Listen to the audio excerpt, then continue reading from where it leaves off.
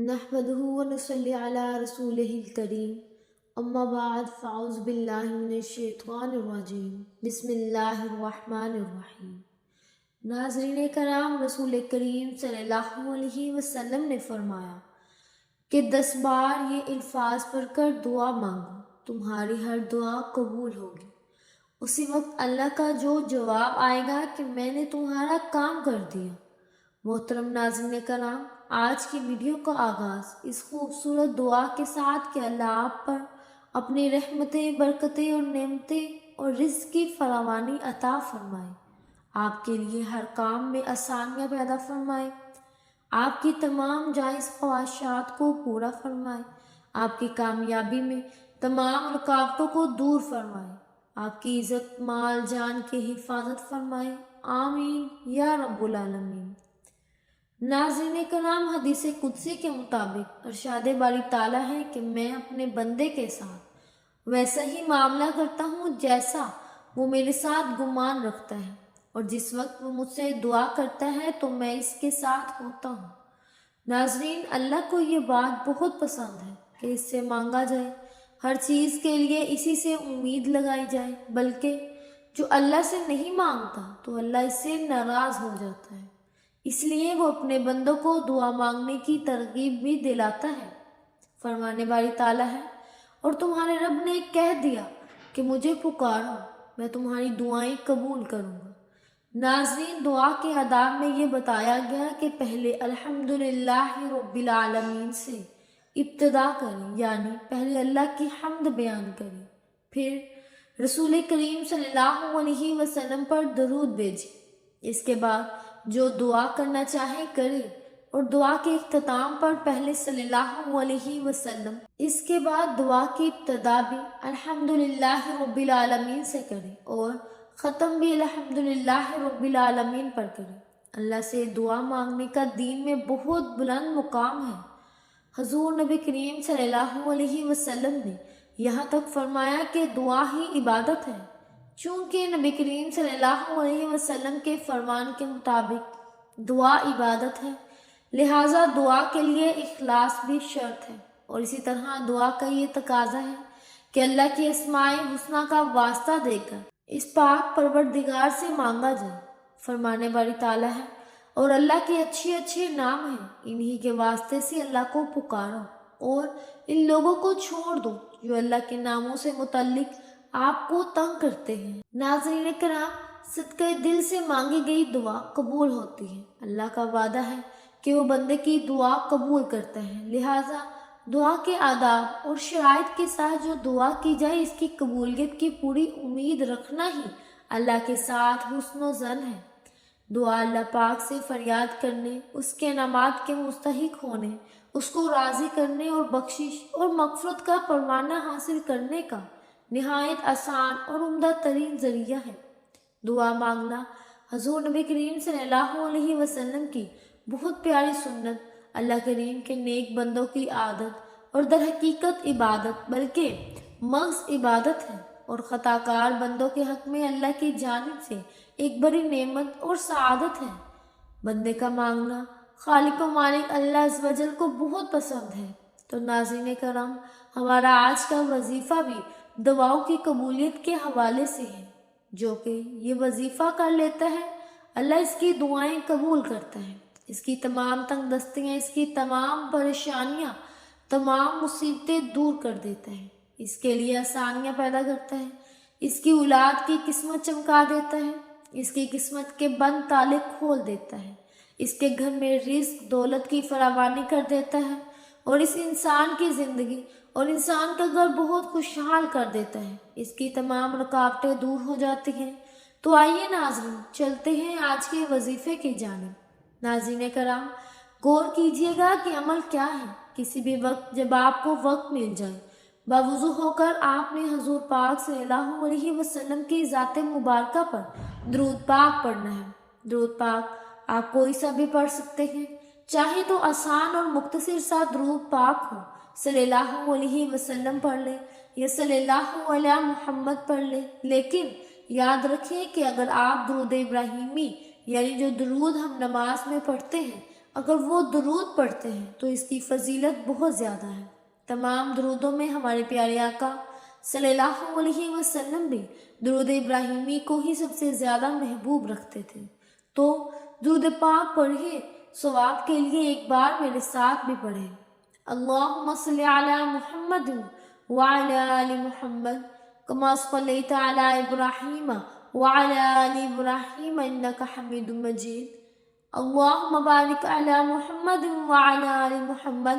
کما بارکت علی ابراہیم وعلی آل ابراہیم انک حمید مجید۔ اور ناظرین کرام، درود پاک پڑھنے کے بعد اب آپ نے اپنی آنکھوں کو بند کر لینا ہے اور اپنے مقصد کی نیت کرنی ہے۔ ظاہر ہے ہر انسان کا مقصد، حاجت، ضرورت، خواہش الگ الگ ہے۔ آج جس کو جو چاہے، جتنا چاہے، جیسا چاہے، اپنے تمام مقاصد کی نیت کیجیے۔ اگر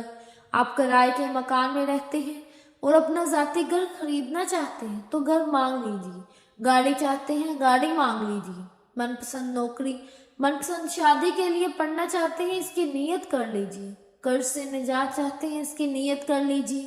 میاں بیوی میں محبت کی کمی ہے، تڑپنے والی محبت چاہتے ہیں تو اس چیز کی نیت کر لیجیے، آپ کی اولاد نافرمان ہے، آپ کا کہنا نہیں مانتی تو اس چیز کی نیت کر لیں کہ میری اولاد میری تابع ہو جائے۔ الغرض ناظرین، آپ کا جو بھی مقصد ہے، آپ نے نیت کرتے ساتھ ہی فوری طور پر ایک بار تعوذ اور ایک بار تسمیہ پڑھنا ہے، یعنی ایک بار اعوذ باللہ من الشیطان الرجیم بسم اللہ الرحمن الرحیم پڑھنا ہے اور وظیفے کا آغاز کر دینا ہے۔ اور سب سے پہلے نمبر پر آپ نے جو وظیفہ پڑھنا ہے وہ سورہ کوثر کا وظیفہ ہے۔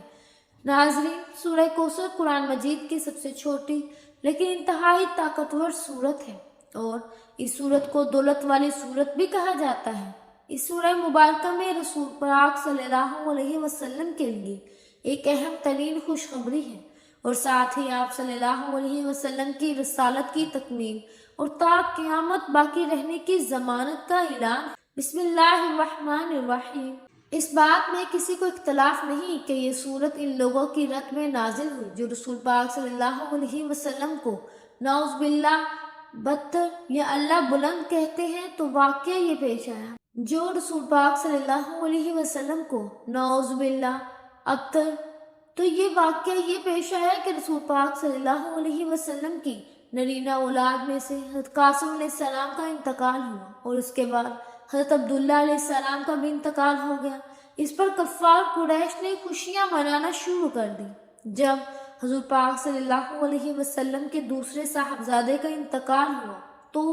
ابو لہب دوڑتا ہوا مشرکین کے پاس گیا اور ان کو یہ خوشخبری کے ساتھ سنائی کہ آج رات محمد والد ہو گئے ہیں۔ ابن عباس کی ایک روایت سے معلوم ہوتا ہے کہ حضور پاک صلی اللہ علیہ وسلم کے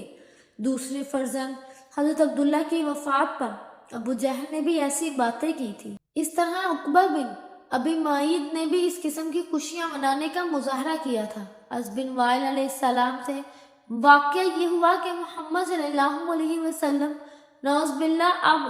زر ہے کہ ان کا کوئی بیٹا نہیں جو ان کی جگہ پر کرے۔ جب وہ فوت ہو جائیں گے تو ان کا نام مٹ جائے گا اور ہمیں اس سے چھٹکارا مل جائے گا۔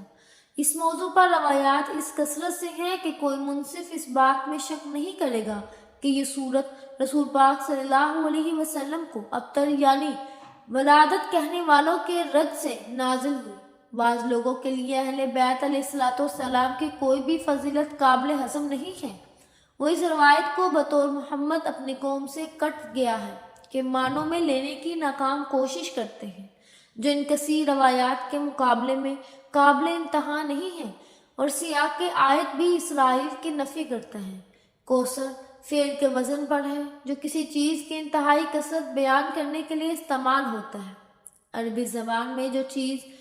زیادہ مقدار میں کثیر ہو اسے کوثر کہتے ہیں۔ کسی نے گوری عورت سے جس کا بیٹا سفر سے واپس آیا تھا پوچھا کہ آپ کا بیٹا کیا لے کر آیا ہے؟ اس عورت نے کہا اب ایک کوثر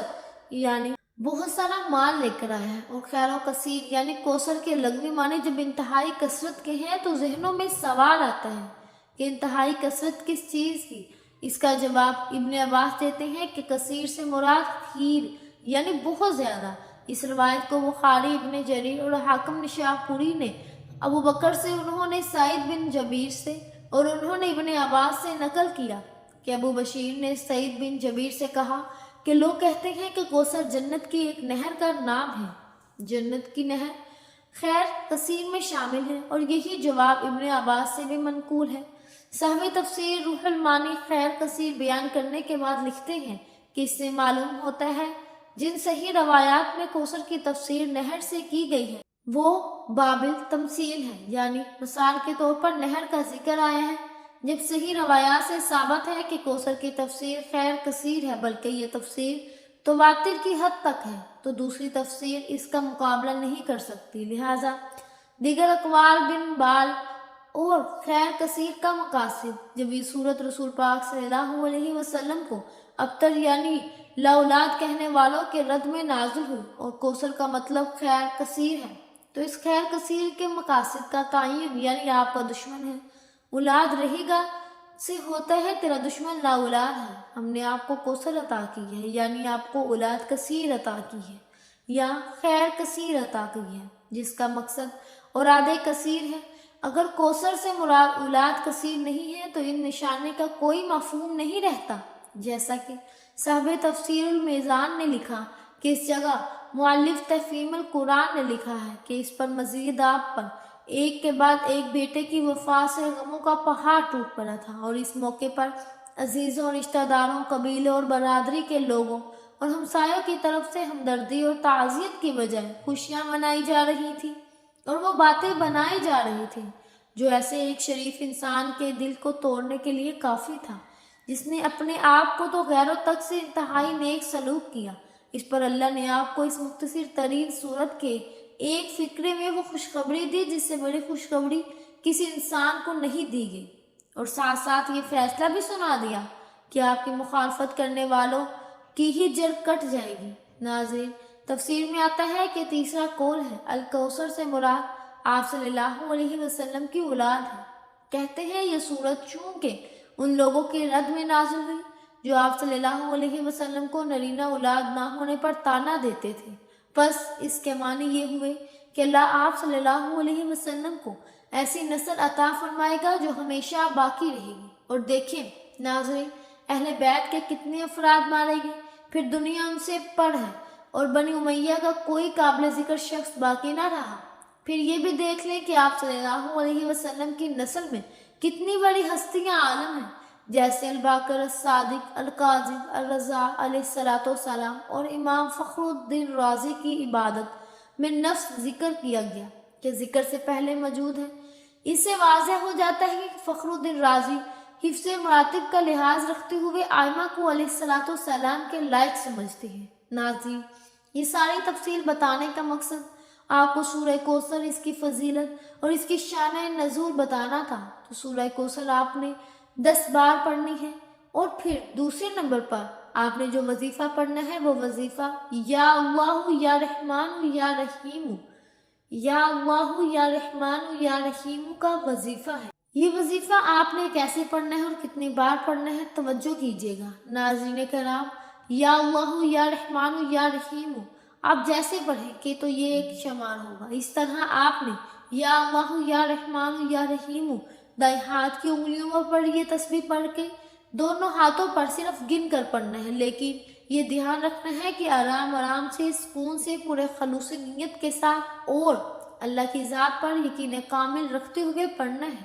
اور اس کے بعد تیسرے اور آخری نمبر پر جو وظیفہ آپ نے پڑھنا ہے وہ وظیفہ ایک قرآنی آیت کا وظیفہ ہے اور یہ قرآنی دعا بھی ہے جسے ہم نماز کے اندر بھی پڑھتے ہیں اور وہ قرآن دعا ہے